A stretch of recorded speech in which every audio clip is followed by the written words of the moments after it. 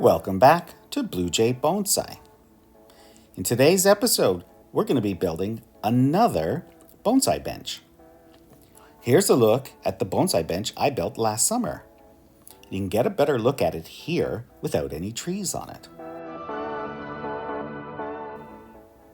And this is what it looks like now. It's completely overflowing. And speaking of overflow, here's my overflow area. So I've come up with a plan. This is my pre-bonsai garden. Unfortunately, anything that wasn't a larch got pretty much chewed up or destroyed by rabbits. So I'm planning to repurpose it. I'm going to get rid of all the trees that are in there and use this area to build a new bonsai bench. That'll look something like this.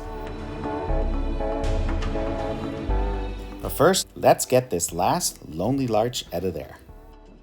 It's too bad because it was starting to grow some escape roots.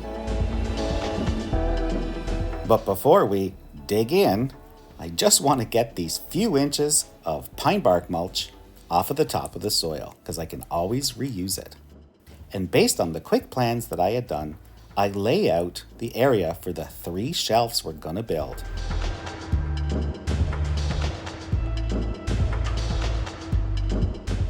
And before we get too far, here's just a quick recap of all the materials and tools that were used in the making of this bonsai bench. Now, since the main purpose here is to actually have the shelves level, I'm going to be building this more like a fence in place, letting the posts run a little long, leveling everything up, and trimming off anything extra. Of course, when working by yourself, having clamps is so handy. So as I mentioned, we're going to be leveling everything off. Now, I'm fortunate enough to have this framing nail gun. So I can use it, after a little gentle persuasion, to tack the posts into place until we can use our structural screw to hold it in.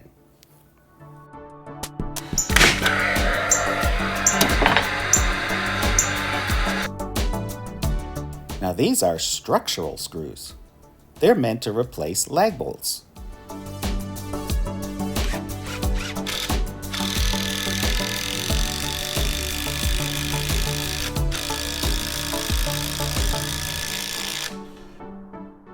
And of course, we just repeat the same thing on the other side.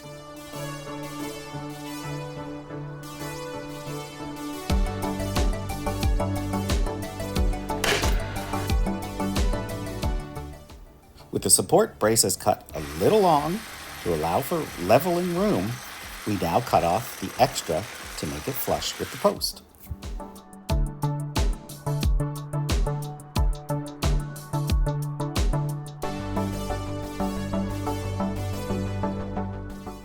And once again, a handy clamp makes it easy to hold up one side while you level out and secure the other side.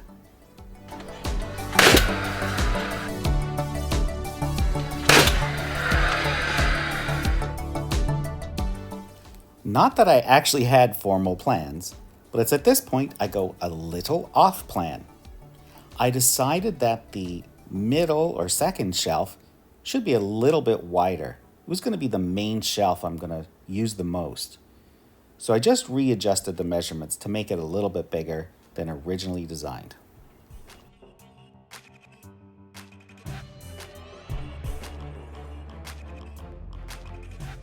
So just like before, we cut a couple of more posts a little bit long for what I'm going to call the second or middle shelf. And you can tack it in place before ultimately leveling it up completely and using our structural screws to secure it firmly into place.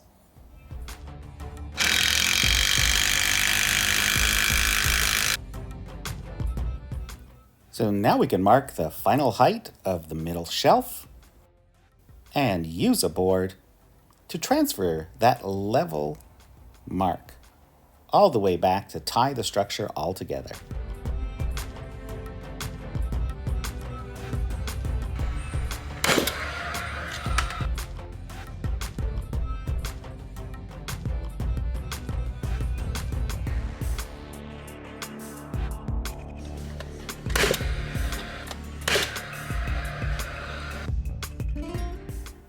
And the same thing here.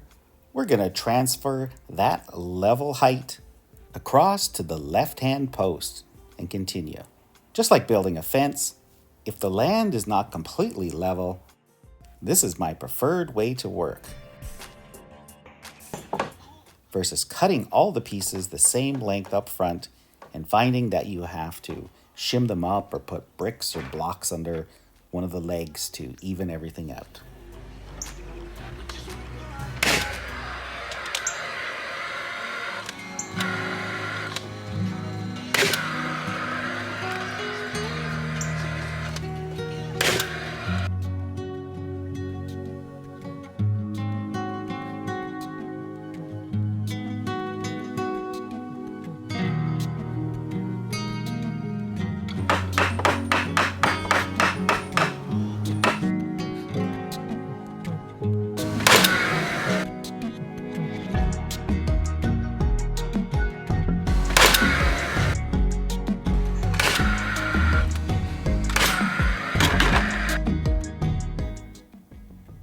Now, it might have been smarter to put this back support across first versus the front, but you live and learn.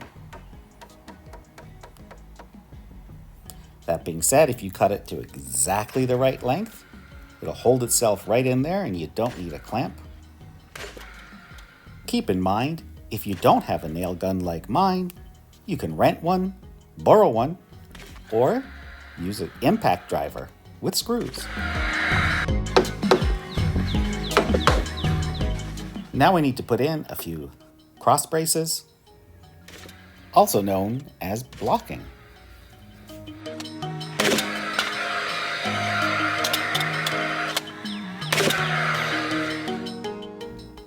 So now we just need to replicate what we did on the first shelf with both the middle and top shelves.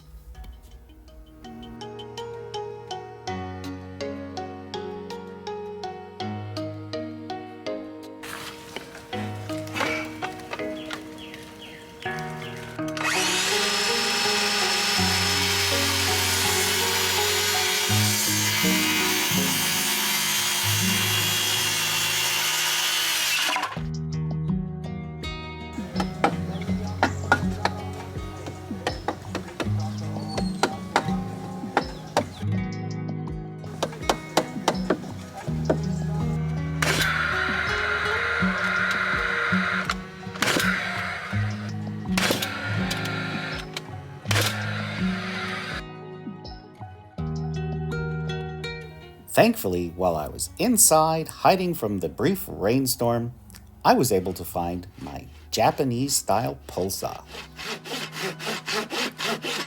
I really prefer this to my reciprocating saw.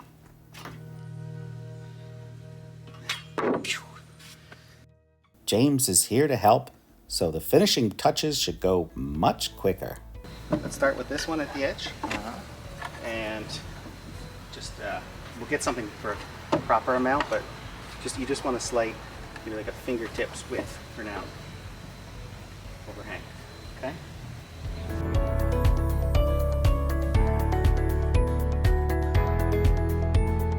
That's it. Nice and thick, and then we'll extend it. Like right up against it? Or? Yeah, and then do the same on the other side. That's how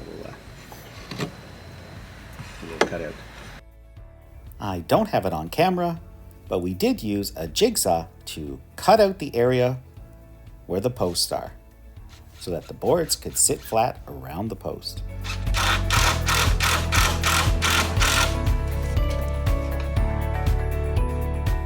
And now it's time for a lot of screwing. You need to put 2 screws in every board at every cross brace location. And we use small pieces of wood, a 1/4 inch or 1/2 inch, to keep the gaps between boards and our overhangs consistent.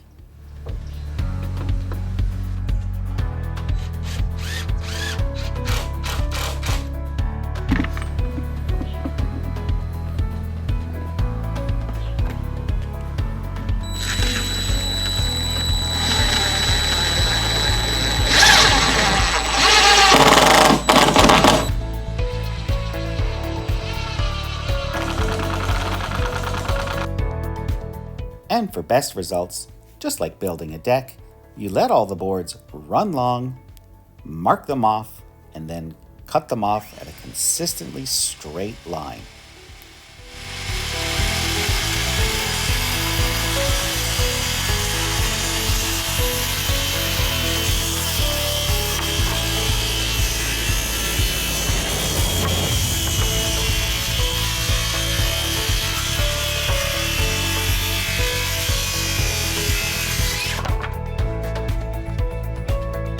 And after just a little bit of cleanup, you can see our final results, the 3-tiered bonsai bench.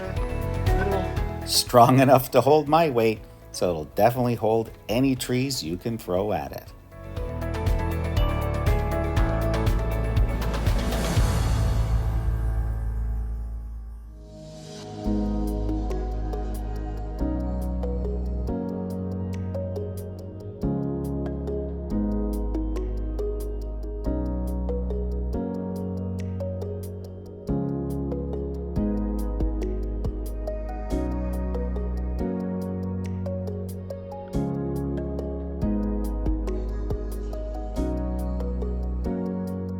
So here is the final result with all of the tropicals out on display on the new bonsai bench. Actually, I'm exaggerating there a little. It's not actually all the tropicals. It's as many as we could fit.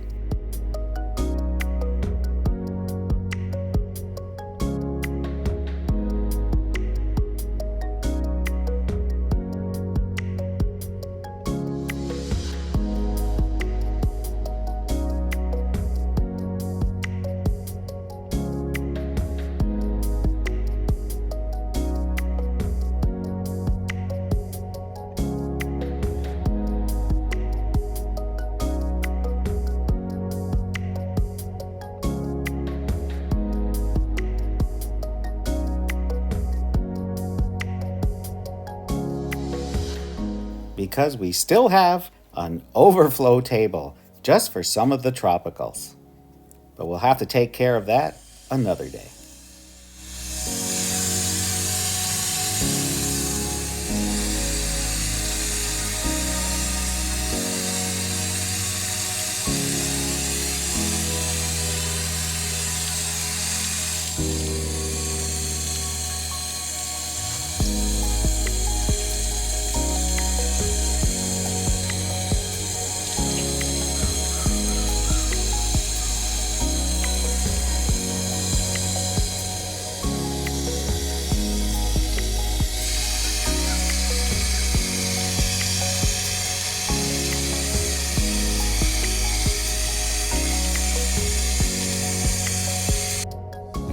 And now it's time for Subscribers Picks.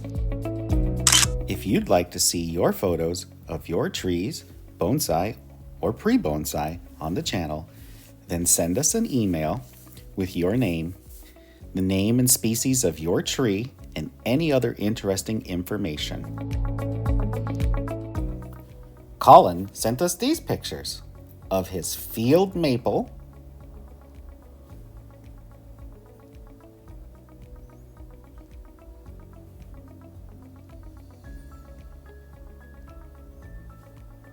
and his privet. He actually collected them both, and I love all of the deadwood on them. Fantastic, Colin.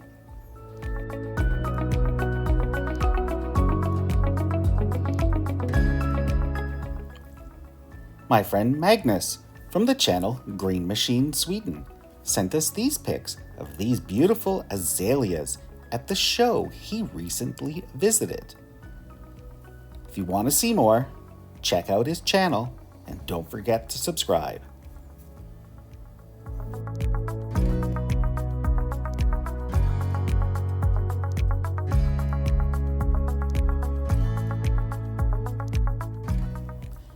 regular contributor, Gidris, sent us this pic of his outdoor trees, as well as this picture with a random fellow on his recent trip to England.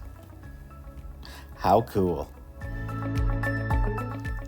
My friend Candice from the channel Bonsai Science sent us these pics of her amazing bridge-style Portulacaria afra. If you want to see how Candice put this together, then go check out her channel and make sure you subscribe. She's probably forgotten more about bonsai than I actually know.